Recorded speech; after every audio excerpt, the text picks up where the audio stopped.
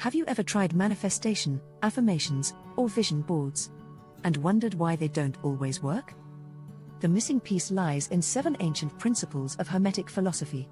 They reveal the deeper architecture behind the law of attraction.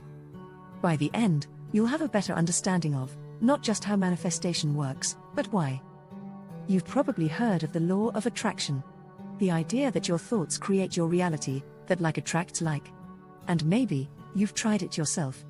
You've visualized, you've written affirmations, you've made vision boards. And sometimes it works, but other times, it feels like nothing changes. That's because the law of attraction, by itself, is only the surface layer. It's the doorway, not the whole house. To really understand why manifestation works, and why it sometimes doesn't, we need to go deeper. We need to look at the 7 Hermetic Principles, ancient teachings that explain the structure of reality itself. In this video, I'll walk you through these 7 principles and show you how they form the hidden architecture behind the law of attraction. Once you understand them, manifestation stops being random or confusing, and becomes something you can align with naturally. Mentalism, all is mind. The first Hermetic principle is mentalism. It tells us that the universe itself is mental, that everything begins as thought, as consciousness. This is the true foundation of the law of attraction. When people say thoughts become things, they're pointing to mentalism. Think of your mind like the architect's desk. Every image, belief, or idea you hold is a blueprint, and the universe is the builder. If the drawing on the desk is fear, doubt, or limitation, that's what gets constructed. If the drawing is clear vision, trust, and possibility, that's what reality reflects back. You are not a passive thinker, you are a mental creator. This is why the law of attraction doesn't always work if you just repeat affirmations without belief.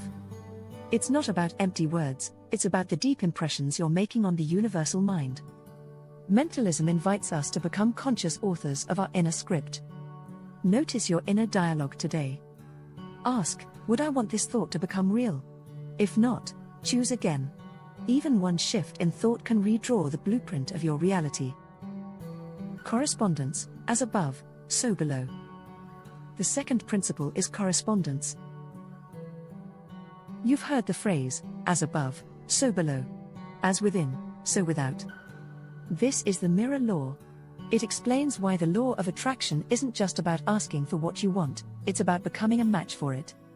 Imagine your life as a lake. Whatever is in the water below shows up on the surface. If the depths are calm and clear, the surface reflects beauty. But if they're turbulent with fear, resentment, or doubt, the reflection is distorted. Your outer world mirrors your inner world, always. This is why people often say they want abundance, but they still experience lack. If the subconscious belief underneath is I'm not worthy, that belief ripples outward and becomes the reality they meet. Correspondence shows us that manifestation is never random. The outer is always a faithful reflection of the inner. Ask yourself, what in my outer life might be reflecting something I've been carrying inside? Instead of blaming the mirror, go inward. Heal there, and the reflection changes naturally. Vibration, everything moves. The third principle is vibration. It teaches that nothing rests, everything in the universe is in motion, from galaxies to thoughts. And here's the key, you attract not what you say you want, but the frequency you carry. Your emotions are signals, like radio stations. Gratitude, joy, love, these are high vibrations that draw more of the same. Fear, shame, or doubt, these are denser vibrations that block or delay manifestation. This is why the law of attraction emphasizes feeling. If you say, I am abundant, but you feel scarcity, the universe responds to the feeling, not just the words. Vibration reminds us, manifestation is energetic before it is physical. Check your vibration throughout the day. Ask, what station am I tuned to right now? And then choose a higher note. Even something as simple as a moment of gratitude, laughter, or a deep breath can shift your frequency. Check your vibration throughout the day. Polarity, opposites are degrees of the same thing. The fourth principle is polarity. It tells us that everything has its opposite, but those opposites are just extremes of the same thing. Hot and cold are both temperature. Love and hate are both intense emotions. Light and dark are degrees of brightness. Why does this matter for the law of attraction? Because contrast is not failure, it's feedback. Every time you experience what you don't want, you get clearer on what you do want.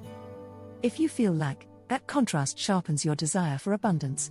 If you face rejection, it clarifies your longing for connection.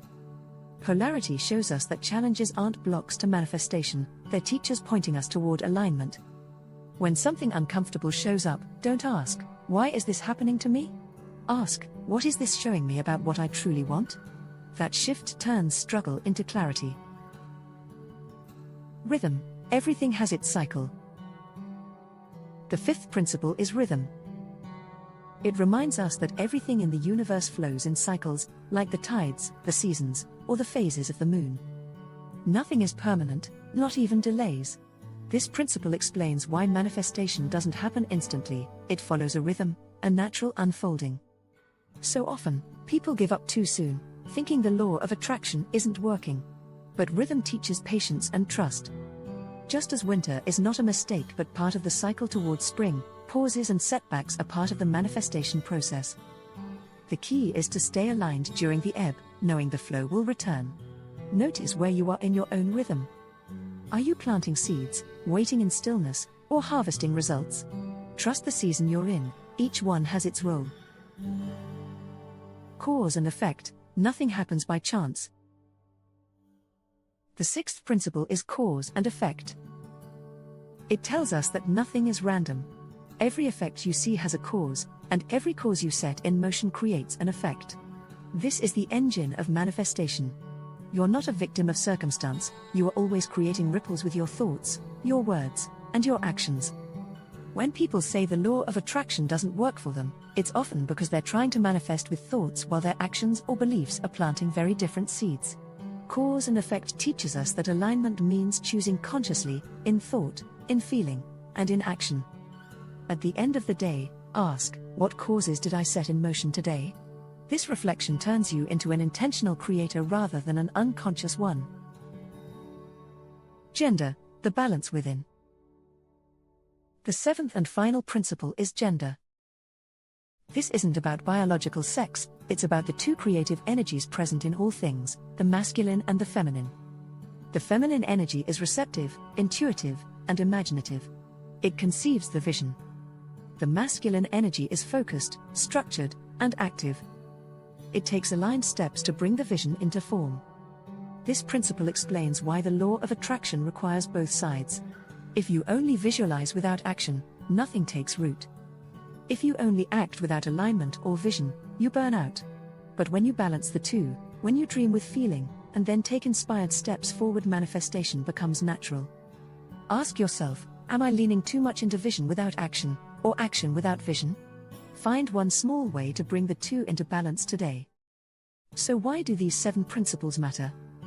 Because they reveal that the law of attraction isn't just wishful thinking, it's a reflection of universal law. When manifestation feels random or frustrating, it's usually because we're only working on the surface, without understanding the deeper currents at play. The principle of mentalism shows us why thoughts shape reality.